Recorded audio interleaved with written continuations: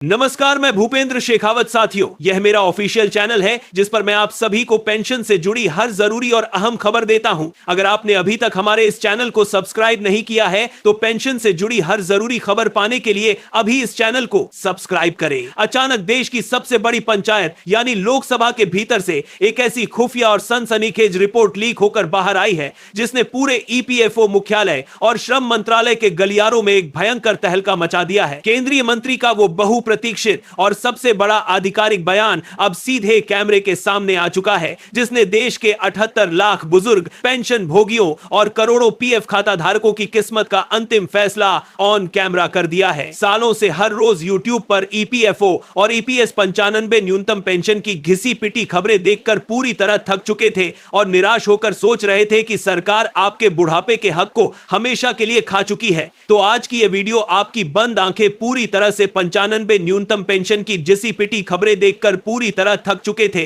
तो आज की यह वीडियो आपकी बंद आंखें पूरी तरह से 95 न्यूनतम पेंशन की घिसी पिटी खबरें देखकर पूरी तरह थक चुके थे, क्योंकि आज आपका भाई आपके सामने कोई पुरानी तारीख या मनगढ़ंत कहानी लेकर नहीं आया है, बल्कि सीधे देश की संसद से लीक हुआ वो लाइव डाटा और असली माजरा आपके सामने रखने जा रहा है, जिसे देखकर आपका खून पूरी तरह खौल उठेगा और आपके रोंगटे खड़े हो जाएंगे। स्वागत है आप सभी का देश के सबसे भरोसेमंद और बेबाक डिजिटल मंच मीडिया पॉइंट पर। दोस्तों, आज की यह महावीडियो जीवन की सबसे ज्यादा महत्वपूर्ण, प्रामाणिक और आपके भविष्य को तय करने वाली वीडियो साबित होने वाली है। व्यवस्था के उस क्रूर और अदृश्य चक्रव्यूह का पूरी तरह से लाइव पोस्टमार्टम करने जा रहे हैं, जिसे आज तक मुख्यधारा के गोदी मीडिया ने आपसे जानबूझकर छुपा कर रखा था। पिछले कुछ दिनों से जब मैं अपने कमेंट बॉक्स को खोलता हूं तो देश के कोने कोने से हमारे बुजुर्ग, वरिष्ठ नागरिक और पसीना बहाने वाले नौकरी पेशा भाई बहन हताश होकर रोते हुए और अत्यंत बेबसी के साथ लिखते हैं कि बेटा, रोज वही बातें सुनते सुनते हमारी उम्र ढलती जा रही है। आखिर हमारी पेंशन कभी बढ़ेगी भी या ये तानाशाही सिस्टम हमारे मरने का इंतजार कर रहा है? कुछ लोग तो इतने ज्यादा निराश और आक्रोशित हो जाते हैं कि वो गुस्से में आकर सीधे लिख देते हैं कि यह सब फेक न्यूज है, तुम लोग रोज वही बातें बताते हो। दोस्तों, सच कहूं तो जब मैं आपके ऐसे हताशा से भरे कमेंट्स पढ़ता हूं तो मेरे सीने में एक बहुत गहरा दर्द होता है और मेरा हौसला टूटने लगता है। लेकिन जरा ठंडे दिमाग से सोचिए कि जब आप अपने इस भाई को गलत कमेंट्स करके डिमोटिवेट करते हैं तो असल में जीत किसकी होती है? असल में जीत उसी भ्रष्ट और तानाशाही व्यवस्था की होती है जो पिछले कई सालों से बंद कमरों में बैठकर यही साजिश रच रही है कि देश का बुजुर्ग थक जाए, हार मान ले, आपस में लड़ पड़े और अपने हक की आवाज उठाना हमेशा के लिए बंद कर दे। लेकिन आज आपका यह भाई मीडिया पॉइंट के इस मंच से उन सभी नकारात्मक ताकतों को एक खुला चैलेंज देता है कि YouTube का एल्गोरिदम चाहे जितना डाउन हो जाए, नकारात्मक ताकतें चाहे जितनी अफवाहें फैला ले, लेकिन जब तक मेरे शरीर में सांस की एक भी लड़ी बाकी है, मैं देश के एक एक परिवार की है जहां के आज मारी ये बेहतर जानते हुए दारोद देश करते हैं, ये कि संभाव कर नहीं देश करते हैं, ये कि हिरमे पीएफ खाता धारक और गरीब बुजुर्ग के आत्मसम्मान की लड़ाई अकेले अपने दम पर पूरी बेबाकी से लड़ता रहूंगा,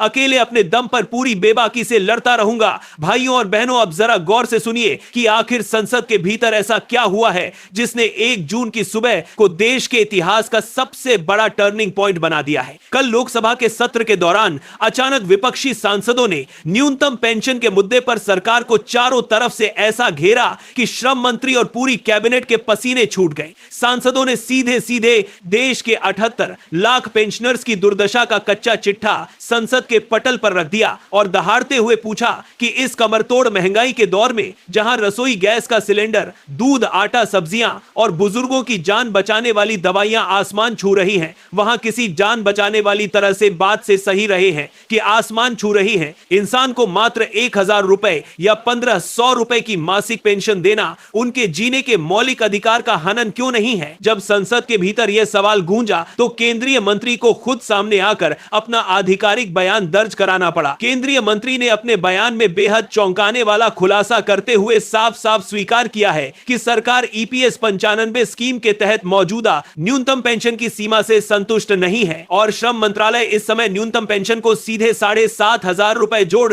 डीए करने या फिर एक वित्तीय व्यवहारिता के तहत न्यूनतम 5000 रुपए के बेहद मजबूत फार्मूले को लागू करने पर सबसे बड़ी और अंतिम करती जा रही है। समीक्षा पूरी कर चुका है। इस बयान के सामने आते ही पूरे देश के पेंशन भोगी संगठनों में एक बहुत बड़ी खुशखबरी की लहर दौड़ गई है, क्योंकि खुद सरकार ने देश की सबसे बड़ी पंचायत में यह मान मान लिया है कि 1 जून को एक बहुत बड़ा और ऐतिहासिक नोटिफिकेशन जारी होने की पूरी संभावना बन चुकी है। लेकिन दोस्तों, इस पूरी कहानी के पीछे का जो असली माजरा और जो कड़ा डाटा ईपीएफओ के बंद कमरों में छुपाया जा रहा है, आज आपके इस भाई को वह डाटा आपके सामने खोलना ही पड़ेगा ताकि आपको समझ आए कि लड़ाई कितनी बड़ी है। ईपीएफओ के बड़े बड़े अधिकारी हमेशा सुप्रीम कोर्ट और संसद के सामने ये रोना रोते हैं कि अगर हमने न्यूनतम पेंशन को बढ़ाकर 7,500 रुपए जोड़ दिए कर दिया तो हमारे ऊपर सालाना 60 करोड़ रुपए से लेकर 80 करोड़ रुपए का अतिरिक्त वित्तीय बोझ पड़ेगा और हमारा पूरा पेंशन फंड खाली हो जाएगा। लेकिन मीडिया पॉइंट आज इस मंच से ईपीएफओ के उस झूठे वित्तीय गणित को पूरी तरह बेनकाब करता है। हकीकत यह है कि इस समय ईपीएफओ के पास 20 लाख करोड़ रुपए से भी ज्यादा का एक विशालकाय और भारी भरकम कॉर्पस फंड मौजूद है। इस फंड का एक बहुत बड़ा हिस्सा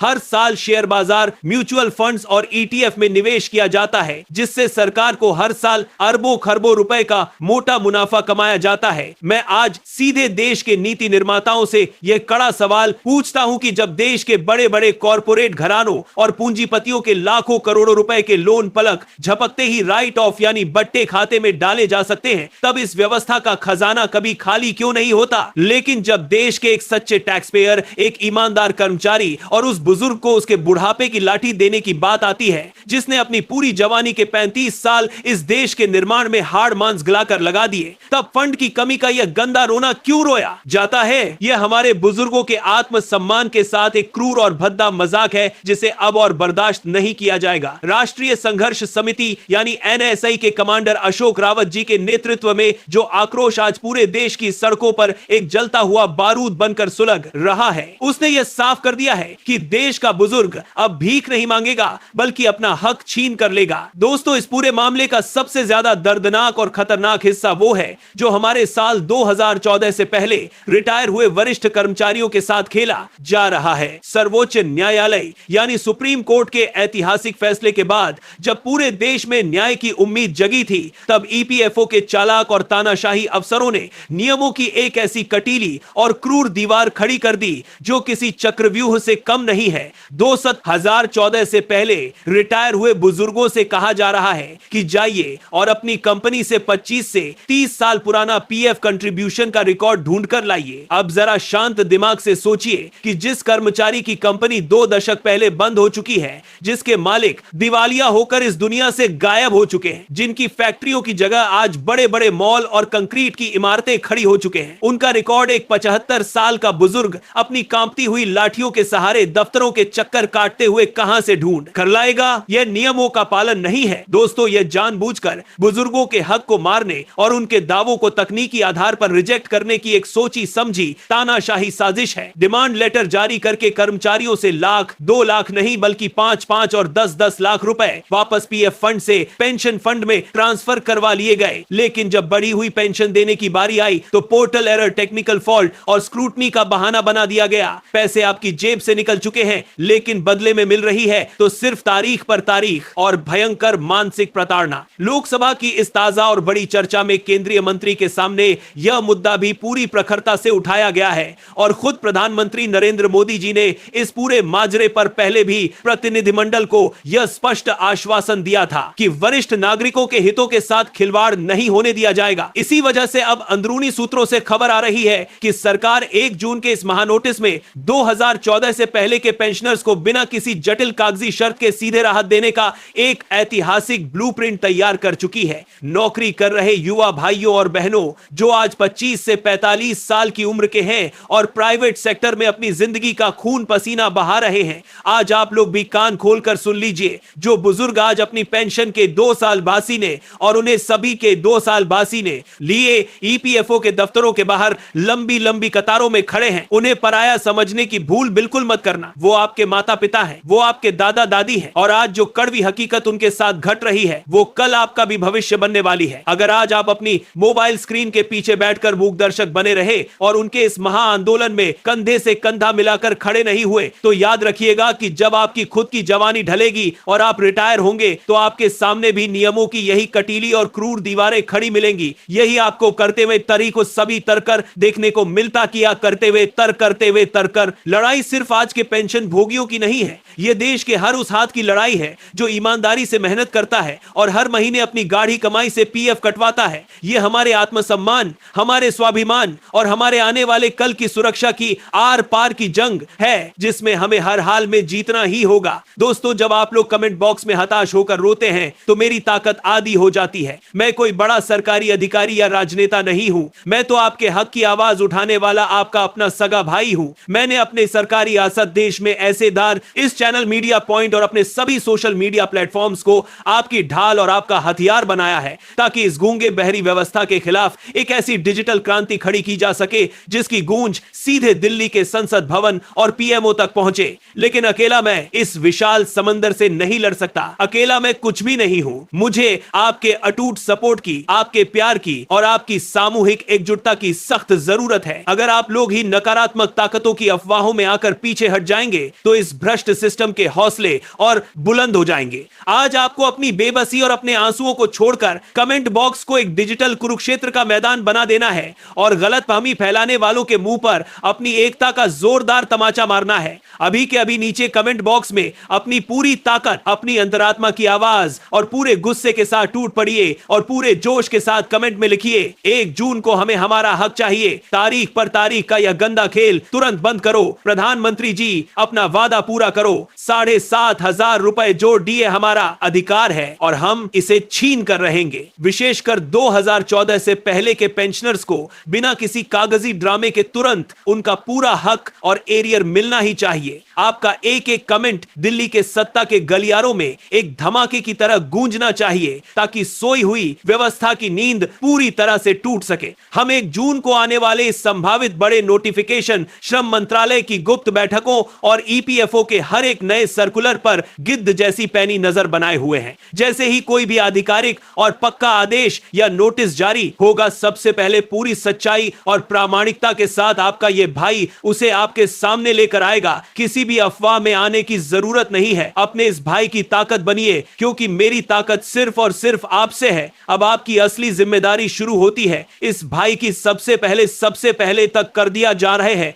अपने हम कर दिया जा रहा है। ये सबसे पहले ताकत बनिए के साथ है वीडियो को पूरे भारत के हर एक पीएफ ग्रुप, हर एक व्हाट्सएप ग्रुप, फेसबुक पेज और कर्मचारी यूनियन के मोबाइल तक आग की तरह फैला दीजिए, ताकि गलतफहमी फैलाने वालों के मुंह हमेशा के लिए बंद हो सके और सरकार तक देश के करोड़ों कर्मचारियों का यह आखिरी अल्टीमेटम पहुंच जाए। चैनल को तुरंत सब्सक्राइब करके बेल आइकन को ऑल पर सेट करना बिल्कुल मत भूलिएगा, ताकि 1 जून की कोई भी बड़ी अपडेट आपसे मिस ना होने पाए। अब अंत में एक ऐसा महासवाल जो पूरे देश के होश उड़ा देगा और जिसके बारे में आज तक किसी ने बात नहीं की। क्या 1 जून की सुबह देश के 78 लाख बुजुर्गों के जीवन में इंसाफ का नया सूरज लेकर आएगी, या फिर सरकार पर्दे के पीछे से कोई ऐसा नया कानून थोपने जा रही है जिससे आपका जमा पैसा हमेशा के लिए फ्रीज हो जाएगा? इस बेहद खुफिया और गुप्त बेश कंपनी राशिर पर में साफ को पर्दे के पीछे आपका जमा पैसा बेश करने के पीछे जमा